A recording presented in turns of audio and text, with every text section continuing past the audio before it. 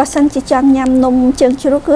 នំកំប៉ុងនេះបងប្អូនមើលវីដេអូនេះដល់ចាប់បងប្អូននឹងដឹងវិធីធ្វើថាយ៉ាងម៉េចគឺងាយនាងខ្ញុំប្រើម្សៅនំប៉័ងម្សៅចាក់ខ្វៃយ៉ាងហ្នឹង2ខាប់បងប្អូន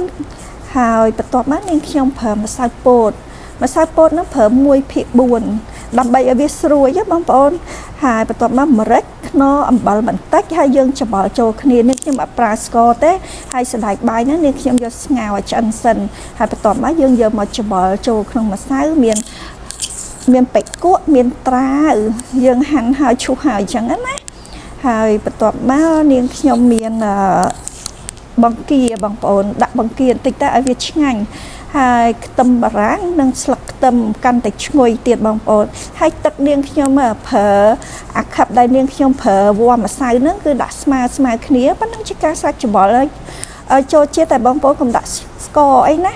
ហើយនាងខ្ញុំមានអាកំប៉ុងនេះបងប្អូនស្រួលធ្វើណាអាកំប៉ុងហ្នឹងទិញមកពីផ្សារអញ្ចឹងទៅយើងដាក់ក្នុងខ្លាញ់ឲ្យក្តៅសិនបងប្អូននិយាយទៅនំហ្នឹងគេប្រើម្សៅអង្គខ្សាយរបស់យើងណាតែនាងខ្ញុំធ្វើឲ្យជាប់ក៏ជាប់រឹងក៏រឹងដល់ពេលនាងខ្ញុំធ្វើវិធីនេះហើយមានរសជាតិឆ្ងាញ់ណាស់បងប្អូនណាហើយម្សៅហ្នឹងបងប្អូនចង់ថែមប្រេងខ្យងថែមមើលតែនាងខ្ញុំអត់ថែមទេនាងខ្ញុំធ្វើរសជាតិបែបនេះគឺមានរសជាតិឆ្ងាញ់ដែរប្រេងខ្យងវានិយាយទៅក៏វាឆ្ងាញ់ដែរហើយឃើញបងប្អូននាងខ្ញុំប្រើអាម្សៅនំប៉័ងយើងយកមកធ្វើចាក់អត់ជាប់ទេហើយល្អទៀតហើយយើងលាយម្សៅពោតចឹងវាស្រួយខាងក្រៅបងប្អូនតែខាងក្នុងនៅទន់ណាបងប្អូនហើយមានជាតិឈ្ងុយនិងអាម្រេចស្លឹកខ្ទឹមត្រាវ